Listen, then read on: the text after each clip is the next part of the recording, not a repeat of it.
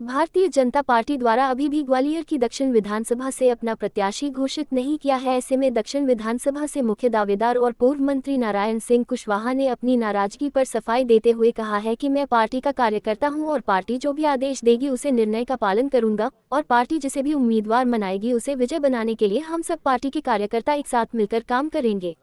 उन्होंने कहा कि टिकट वितरण को लेकर कोई नाराजगी नहीं है। वहीं केंद्रीय मंत्री सिंधिया के दक्षिण विधानसभा क्षेत्र से उम्मीदवार बनाए जाने की मांग पर उन्होंने कहा कि मुझे और दक्षिण विधानसभा के एक कार्यकर्ता को खुशी होगी अगर सिंधिया जी उम्मीदवार बनते हैं। तो उन्होंने कहा कि मैं टिकट मांगा ही नहीं है और पिछले 4 बार भी पार्टी ने एक जिम्मेदार कार्यकर्ता समझते हुए जो जिम्मेदारी थी उसे पूरा करने का प्रयास किया। हम स्वागत करेंगे जो पार्टी के वरिष्ठ लोगों का कि उनने अच्छा उम्मीदवार ग्वालियर दक्षिण को दिया। आप तैयार हैं? मतलब बिल्कुल, कोई मलाल नहीं। टोटल मलाल का तो मैं कई बार मना कर चुका हूँ। पार्टी ने इतने दिया है कि जो है पूरे सब तरीके से संतुष्ट हैं।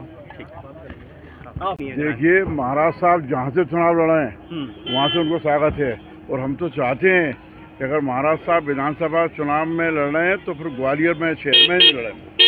उनका स्वागत है और उनको हमें सौभाग्य प्राप्त होगा उनका प्रचार करने का।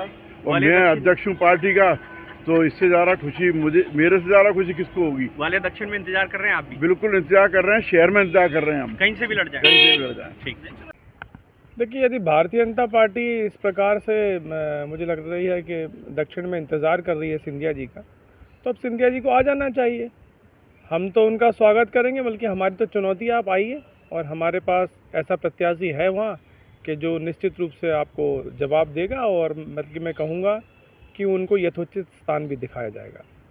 भी कहा जाता है कि भाई कुशवाहा वोट बैंक सबसे ज़्यादा है, लेकिन सिंधिया जी नुकसान नहीं होने वाला है। देखिए, पहले तो मुझे लग रहा है कि सिंधिया जी खुद तो इतना आत्मबल इकट्ठा कर लें कि इस विधानसभा में चुनाव लड़ने की हिम्मत जुटा सकें। वो मुझे नहीं लगता, और जिस प्रकार से वो टाला मटोली कर रहे हैं विधानसभा चुनाव लड़ने के लिए, वो इतनी हिम्मत एकत्रित कर पाएंगे किसी विधानसभा से चुनाव लड़ सकें। लोग स्टार प्रचारक भी सामने सूची में शामिल थे, मगर अब खुद के लिए वोट मांग रहे हैं।